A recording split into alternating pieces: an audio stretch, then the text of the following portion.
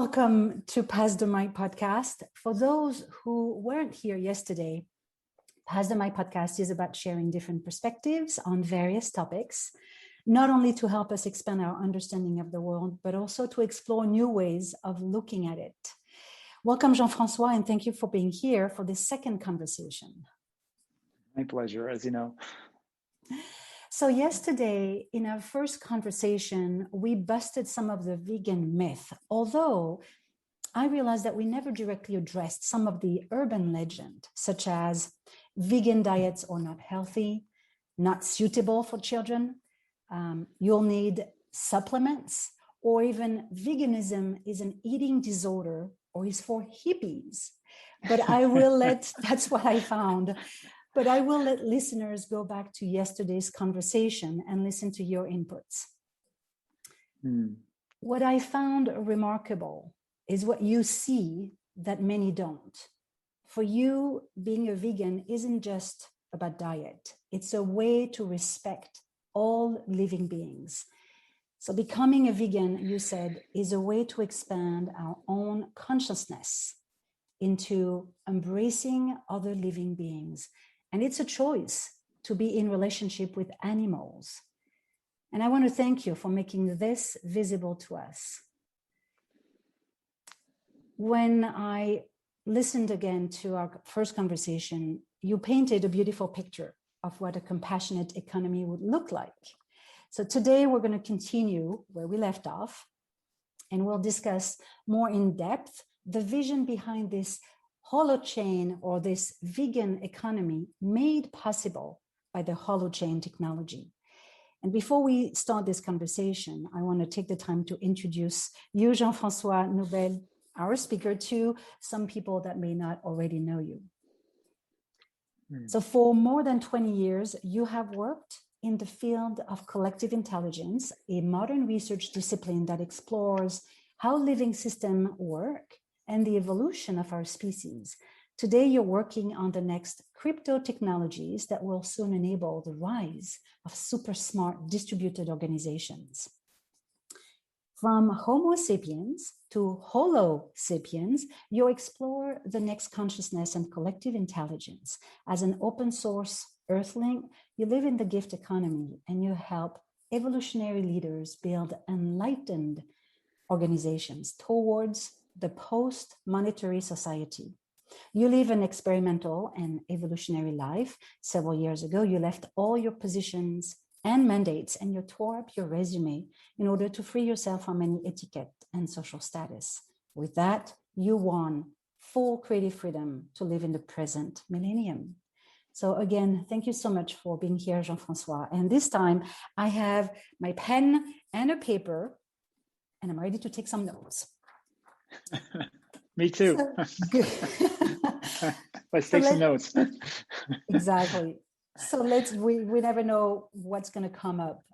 Even though we both have prepared this conversation, there's a question and answer flow that will bring to life something that we might not be already aware. So let's begin with a broad question.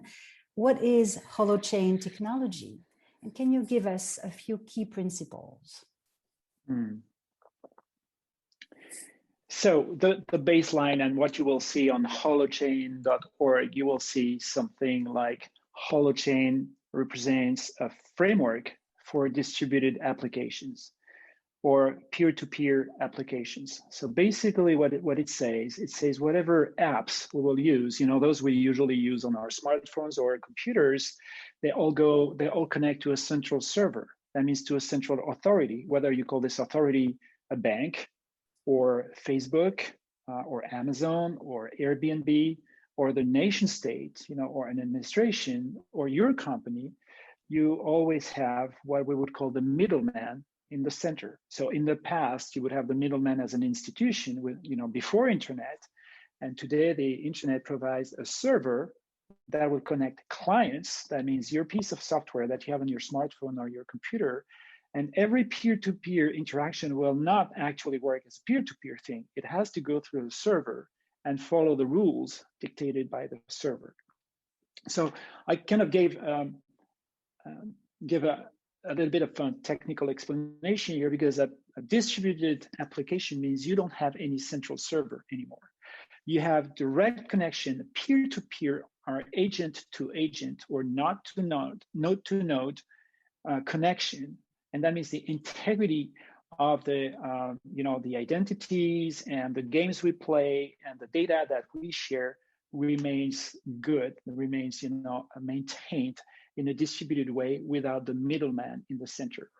And so maybe I should rewind a little bit in history, because when you look, Plato and the Greeks and all philosophy, we have this very, very old question: how can we cohere together in big groups, not in the small groups, but the scale of societies or companies, corporations, like big groups? How can we cohere together without a central authority that makes it possible, that guarantees that you exist as you and I exist as me, so we have both identity, and that we agree, we play the rules by the rules we decided to play, and that every kind of data that we have, we can guarantee the integrity of this data. No one can tamper that kind of data.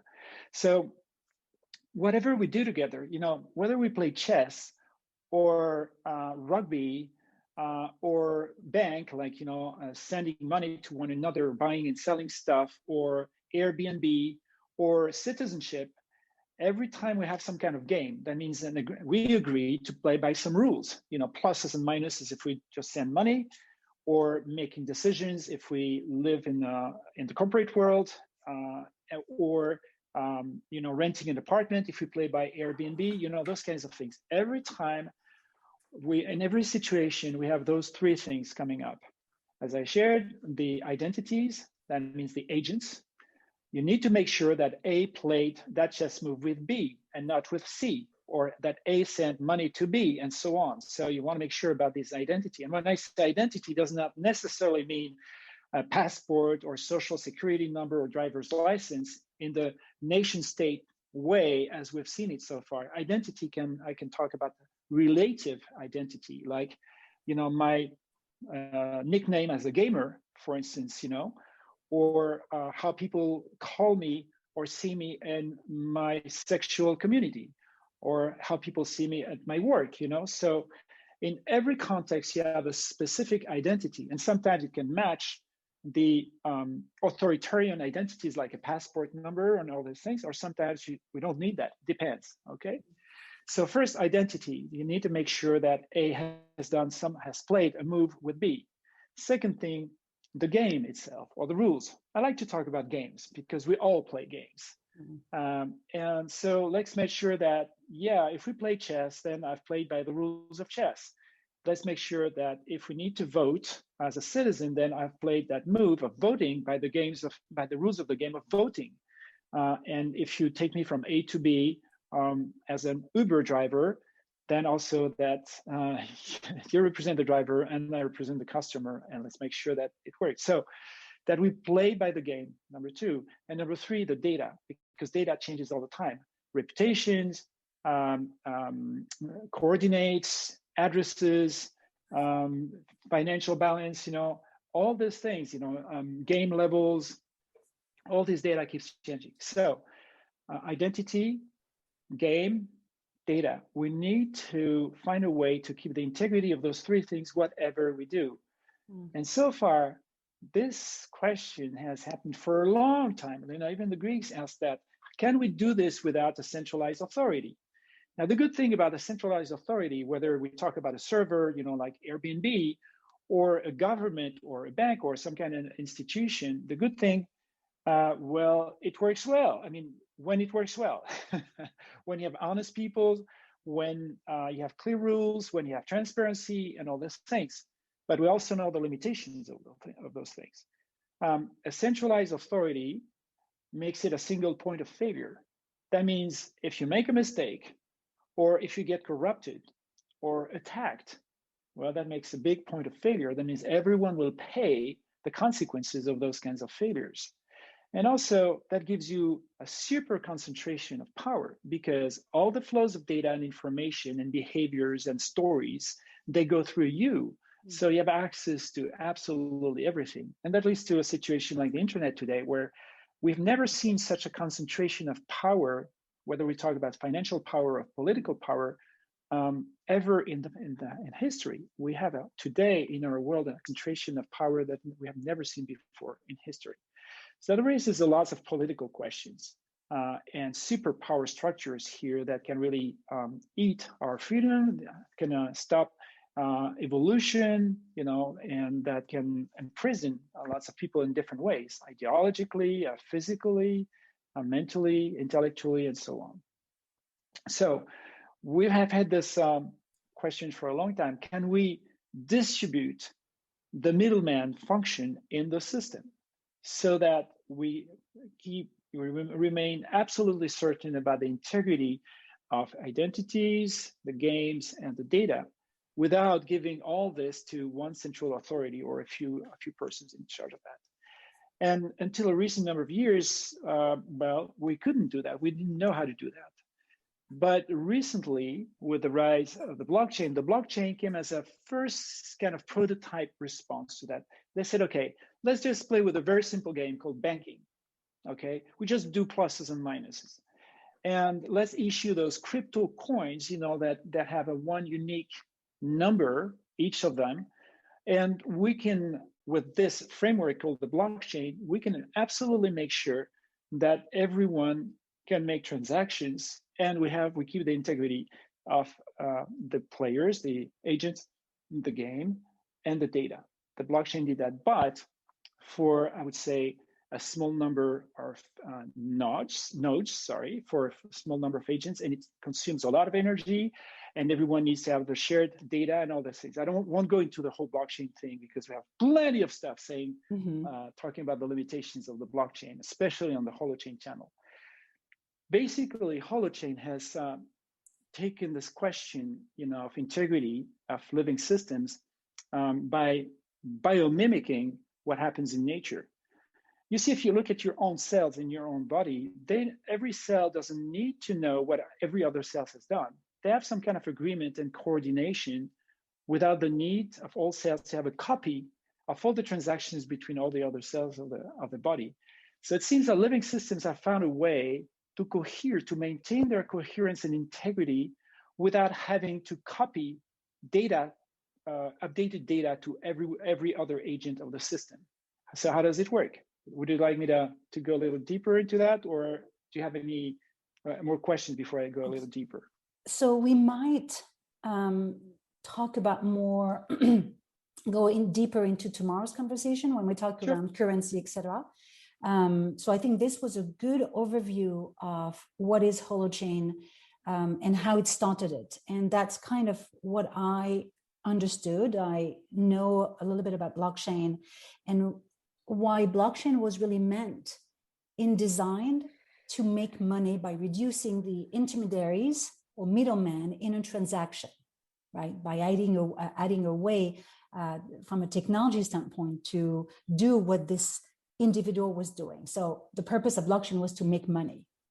Holochain, on the other hand, took some of those principles and capacity but really expanded into more looking at nature or living system, because in nature there's tons of patterns, and took some of those patterns with the vision and the principle to bring freedom to people, to bring people the freedom to connect, right? So I think I understand some of the principle, which is around identifying the agent, the rule of the game, and the data. So hopefully, as we go back and listen again, we'll have enough to cover this first initial introduction. Yesterday, and I want to move into another topic, which is yesterday you defined a compassionate economy as a evolved economy with a higher degree of consciousness. And you actually said that when we evolve when our compassion expands, and compassion is when we embrace something different than ourselves. So going back to this vegan and compassionate holochain economy, what would be the rules of this game that you just described? What would be the rules of this new economy? Well, I would say the first rule would say give people the capacity to generate their own rules. Because I don't know what some people in other parts of the world want to do together. Maybe even as vegans, maybe they want to have their own way to define in their community. Either we talk about a local territorial community or a community of value. They may have their own way to design their rules. So what we aim at here, you have to think of the Lego game. Lego game, when we have kids, and we all know that when we offer them, Legos or cubicles, or when they play on Minecraft, they have something to compose. They can compose as many things, universes and structures as they want. And the more they grow, and the more complexity you will see emerging, big difference between their first plays and a few years later, and you play with them and you can see, like, wow, they've made incredibly sophisticated structures. We call this composability.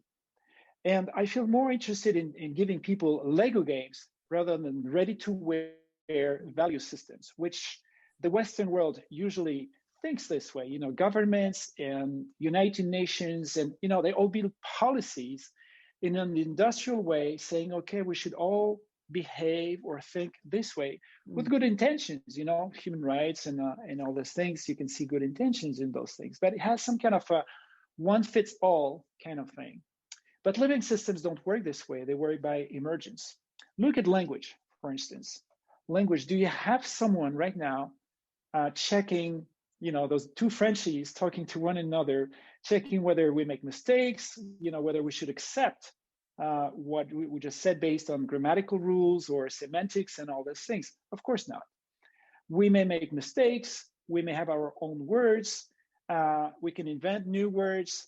It doesn't mean we get excluded from the system, and the system evolves because people invent new words and have new ways to express reality. And in some parts of the world, you do it this way, in other parts of the world, you do it another way, and we can still communicate and create bridges between those places. So it works by emergence, organically. Language does that.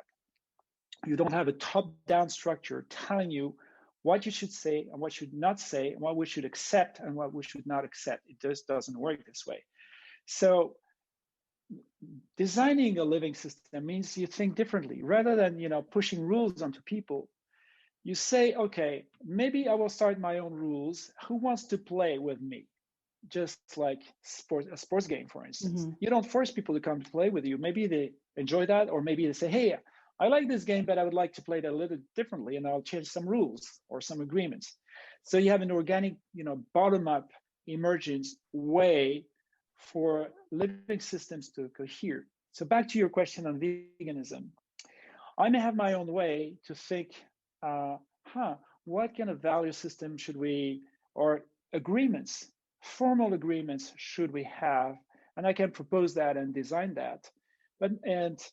We'll see a place where some transactions will happen, some reputations will emerge, and we can get into this kind of design later. But I feel more interested in also allowing other people to maybe design slightly different systems or very different systems also around the same values, but maybe they want to do it in their own way. So Holochain provides the framework for people to design, to compose collectives, to compose games, the games that they want to play. And if you play a game, let's say in New York, with your vegan community, and I play another game in south of France with my own community, well, maybe we feel interested in, sharing our values, or maybe I go to New York and I can bring my reputation there, or you come to my place, you can bring your reputation or your credits or whatever we've decided, then we may decide to connect our systems together. So I don't know if I say something maybe too vague or too general, but again, we have to think about design for emergence rather than top-down kind of policies like, hey, we have the rules and let's see how the vegan world should behave. I don't know how the vegan world should behave. I don't know how the world should behave either. I know for sure that if you give people things to compose, then life will emerge and design new forms. just like DNA has done that job. DNA may compose a fly, a butterfly, a mushroom, a tree, a grain of rice, a monkey, or you or me. DNA has created all these possibilities. So how can we do the same thing that happens in the biosphere and do that in the noosphere? That means in the world of symbols, in the world of the stories and realities that we share, and design those things. What kind of code or agreements can I design with Holochain? What do you want to design, and how can we make that interactive? Does that make any sense? Okay, great. Yes. So no rules is a rule, right? In a way. And I No, I understand. wouldn't say that. No. Because we need rules always. Right. Let's take an example. Okay, we go together or with a team, a group of friends on a field, and I come with the ball, and I say, okay, let's play. No rules. And we'll look at each other and say, what? I mean, we don't know what to play. Okay, now let's say another thing. And now I come to the field and I say, okay, I put one rule: no one can move. Let's play. And no one will play. So you see that some rules, I mean, no rules can just, I mean, nothing will happen. And some other rules may just kill the game. No game will ever happen. So whatever we design, we need to find the right set of rules. Some of them allow you to do something and some of them forbid you to do things. And if you have the right balance of those things, then you can create amazing outcomes. Sports do that. If you play soccer, it says you can't play with your hand unless you do the goalkeeping. And so you have a constraint, but you have other possibilities, and basketball does that, and so on and so on. So it creates an amazing, burst of forms and possibilities. So I didn't say no rules. I say, okay, let's give people a tool to compose the rules that they need, so that I don't have to impose my own rules to the rest of the world, or you don't have to do so. You can say, hey, I designed those rules. Who wants to come and play with me? And maybe, 5 years later, you have 20 million people playing with you. You see, without imposing that from a top-down structure. It worked on an organic, emerging way. You see what I mean with this? Yes, compositivity is right. one of the rule of this game. Let's focus on the how and actually go into example. How can we use the Holochain technology to build this vegan economy? Can we think of some example?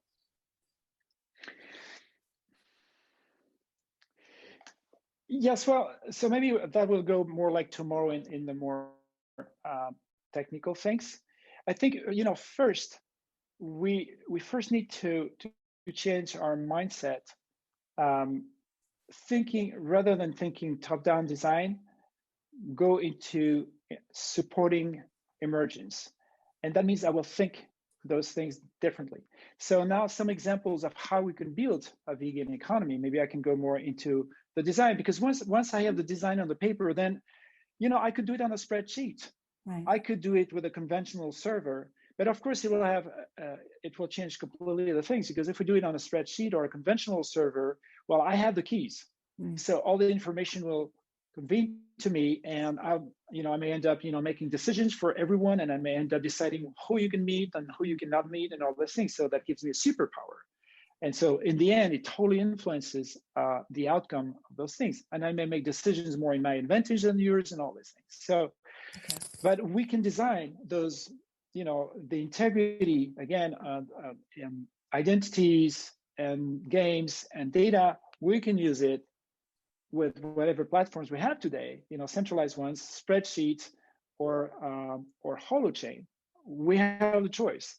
So I think we should first maybe understand more the design itself, and then say, okay, once we have the design, how do we use Holochain to support this design and make sure that, okay, the integrity of the whole living system now gets distributed in the system rather than in the hands of the few. But I would say this, Holochain thing happens right in the end. Once we've understood the values of using making it a distributed app rather than the centralized server client kind of thing. Does that make any sense? Yes. So let's go in the next 2 minutes into the design. I want to hear more. You piqued my interest. Okay, so in this next way to understand economies, um, when we talk about currencies, most people think currencies or confuse currency and money, because money, you buy and sell things. So if you've always used money in your life, then when you hear currencies, you see, oh, currency will just serve to buy and sell things. But actually, in this next paradigm, we'll talk about currency as a language of wealth, a language of wealth. So for instance, your reputation, we would call it a currency. If we consider, clean air or drinkable water as some form of wealth, then we would also call that a currency.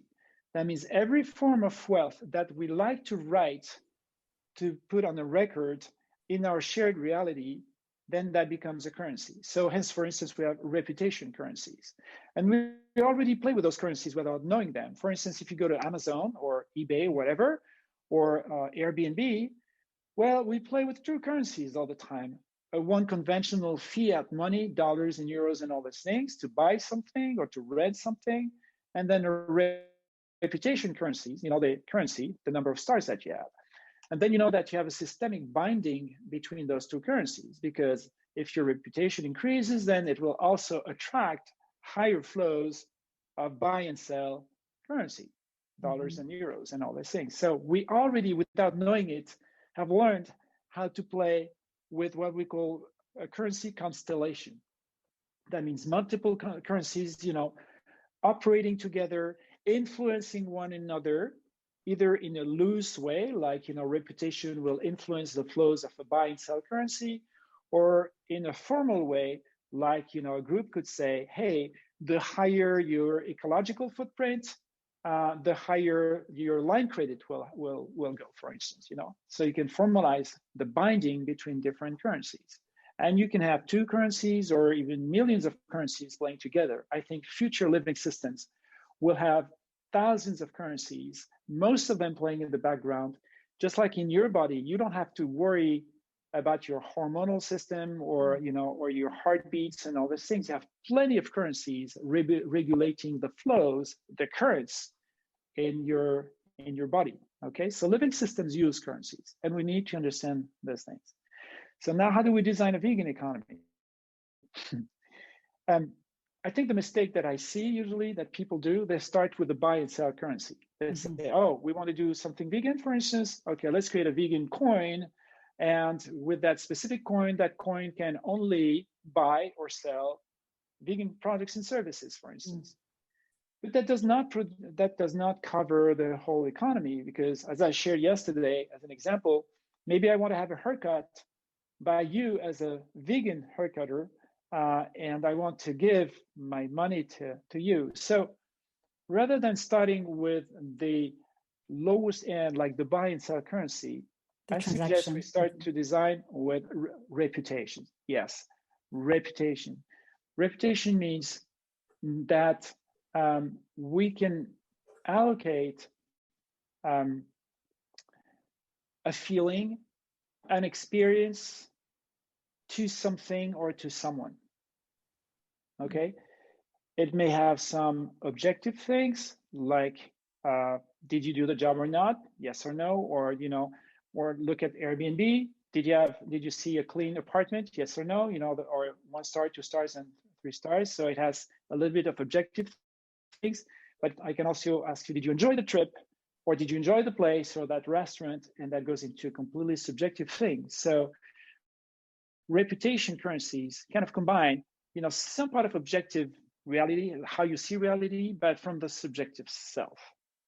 Okay, and we've done that all the time. Look at a village. In a village, if that baker does a better bread than this other baker, if you can trust that person with money better than this other person, if you can trust this person for confidence, or sharing reality rather than this other person. So everyone has a kind of multiple, dimensional relationship to reputation, right? So building reputation, peer-to-peer reputation, for me, becomes more important to start from this higher end, Because once we know, once a product has a reputation of veganism, or that person has a reputation as following vegan values, then the flows will happen naturally, even with conventional money. I don't even need to use a buy and sell currency if I know where to direct the flows of buy and sell currencies. Does that make any sense? I started with a very basic thing, but you need to qualify the items in the system. Items means either the agents, like a person, a company, or product, okay? And also the experiences that you have, the subjective experience that you have as well. Right. That means the relationship that you have with either objects or people. You need to qualify those things. I'll stop here. You looking at your facial expression, seems like I see lots of question marks here, or unexpected things. No, it's great. I love the fact that you're challenging this rush that all of us have to, okay, let's do this and talk about transaction, right? Because that's all we know. We grew up in a world where it's all about transaction, from which repetition comes from, instead of going the other way around. And I love this challenge that you're inviting us to do, and to talk about, to think of emerging design and what does that mean. And if we had a Minecraft environment given to us for our real life, what would we want to build? And that's really what I found exciting in Holochain. So keeping the conversation short, which is one of the objectives that we had, you and I, as we come to the end of the second conversation, I'd like to finish this discussion by asking you one last question. The intention for this podcast is to help each of us to become the self-authoring leader of our own lives through meaningful actions. So for the curious mind out there, in regards to building a vegan holochain economy or any intentional economy, what can we do to take the next step?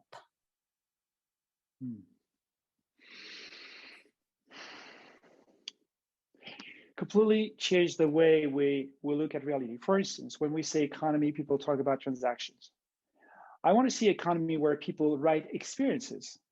And the transactional part, it may have a transactional part, but when I go and see you, maybe you give me a haircut and all these things, yet it may have some transaction, but mostly it has some experience. It has lots and lots of other forms of wealth that we want to see and acknowledge, the relationship, the quality of things. What did we do to the world when we had, this haircut and all these things. The other thing also in changing our mindset, let's stop this segregation, like thinking the economy just matters for human beings. I want an economy that includes all living beings because they belong to the economy.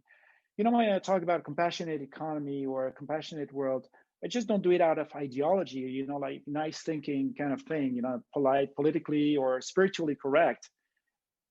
I just mean that we cannot not do it. I mean, integrate, how can we build a realistic economy, something grounded, not a religious belief like today's economy, but a real economy means that we have to include all living beings as part of this. All of them have wealth to contribute to, have wealth to use for themselves. So we exist as a web of life and a web of living beings. So every living being has to belong to the economy. So let's stop thinking the economy just a human kind of thing. Right, that's beautiful. I love that's a wonderful way to end it. And I just saw someone on YouTube saying credit score. So I'm tempted to ask you one last question, kind of separate from what you just said, which was beautiful, and I can't wait to go back and listen to it. Is credit score a reputation? I don't exactly know what this person means by credit score. It means so many different things. So, well, in the US, the credit score is when, it goes from 400 to 800, and it's given. So I don't know that. Okay, it's given based on your ability to repay the credit cards on time, not to have too many. But is it a reputation? And I don't know if you're familiar with it. Okay, well, all banking systems have their own credit score in that sense. I understand what you mean. Okay, well, you have a centralized authority with a few people deciding what makes you eligible for a credit under risk conditions. So they have designed the rules for you. You don't have a word to say about this. You have to play by their games. You have not designed anything with this. You may not even know the rules of this. It remains opaque and in the hands of the few. So not credit scores in that sense. Now, we may have some kind of, I mean, I don't say we should reject credit scores, but what if we have something distributed? That means we totally agree on the rules. We have transparent rules. We have the capacity to evolve that collectively if we think that we should evolve the whole system. So whatever reputation system, let's talk about the one in China, for instance. I don't have anything against a reputation system because we've used them forever. In your village, we have an embedded reputation system in our minds. We don't use high tech for that, but we know about everyone. And hopefully, yes, we have a reputation system embedded in our culture. Do we have a good one or a bad one? Other questions, but we've used always reputation. My question, which hands holds the hammer? If a few people like in China decide what makes you a good citizen, or what rights you should have, I have a problem with this. If everyone we agreed to play a game and that has reputation in it, you know the rules, I know the rules, and we can also contribute in evolving the rules if needed. Okay, yeah, maybe I want to go and play with you. So let's look at which hand holds the tool. It's a very good point. Thank you for adding that last piece. So thank you, Jean-François, for this insightful conversation. We'll be sharing this recording on various podcasts later today, and we'll write at the end of the 3 conversation a blog post for those who enjoy reading. We'll see you tomorrow for our 3rd and last conversation, where we're going to explore a vegan currency and how to identify agents or even vegan product. So again, thank you so much for taking the time today, and see you tomorrow.